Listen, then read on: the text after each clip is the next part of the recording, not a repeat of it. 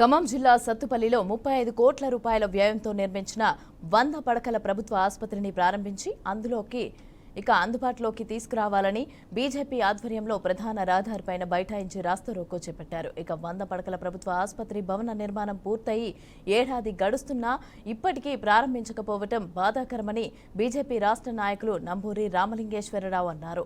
అనారోగ్యానికి గురవుతున్న పేద అలాగే మధ్యతరగతి ప్రజలు ప్రైవేట్ ఆసుపత్రులు ఆర్ఎంపీల బారిన పడి వేల రూపాయలు ఖర్చు చేయాల్సి వస్తోందని, ప్రభుత్వ ఆసుపత్రి అందుబాటులోకి వస్తే ఆ పరిస్థితి ఉండదని అన్నారు. తక్షణం జిల్లాలోని 3 మంత్రులు అలాగే స్థానిక ఎమ్మెల్యే 100 పడకల ప్రభుత్వ ఆసుపత్రిపైన దృష్టి సారించి ప్రజలకు అందుబాటులోకి తీసుకురావాలని డిమాండ్ చేశారు.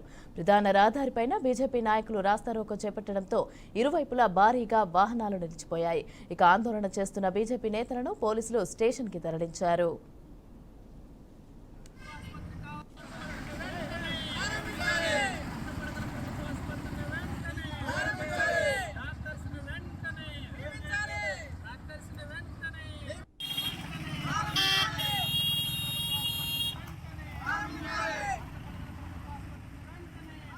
రూపాయలతోటి నిర్మించిన ఈ 100 పడకల ప్రభుత్వ దవాఖానా గత సంవత్సరం క్రితం కంప్లీట్ అయిపోయింది.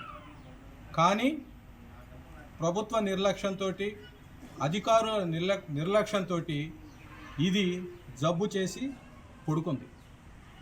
కాంట్రాక్టర్ని అడిగితే కాంట్రాక్టర్ ఏమంటాడు, మొత్తం కంప్లీట్ అయిందండి, ప్రభుత్వం వాళ్ళు వచ్చేసి రిబ్బన్ కట్ చేయటమే, వాళ్ళు ఎప్పుడు పెట్టమంటే అప్పుడు ఎక్విప్మెంట్ పెట్టేస్తాం అంటున్నారు. కానీ స్పందన కరువైంది. మన జిల్లాకి 3 మంత్రులు ఉన్నారు. డిప్యూటీ సీఎం గారు కానీ, రెవెన్యూ మంత్రి కానీ, అలాగే వ్యవసాయ శాఖ మంత్రి గారు కానీ, 2 మంత్రులు ఈ నియోజకవర్గానికి సంబంధించిన మంత్రులే ఉన్నారు.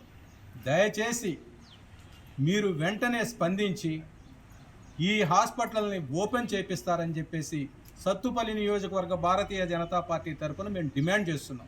హాస్పిటల్కి వెళ్తే ఆర్ఎంపీ డాక్టర్ దగ్గర కూడా మినిమం 300 నుంచి 400 మంది పేషెంట్లు ఉన్నారు. ఒక్కొక్క పేషెంటు టెస్టులకని వీటికని మినిమం 5,000 రూపాయలు వాళ్ళు వసూలు చేస్తున్నారు. పేదవాడు ఎక్కడి నుంచి తీసుకొస్తాడు?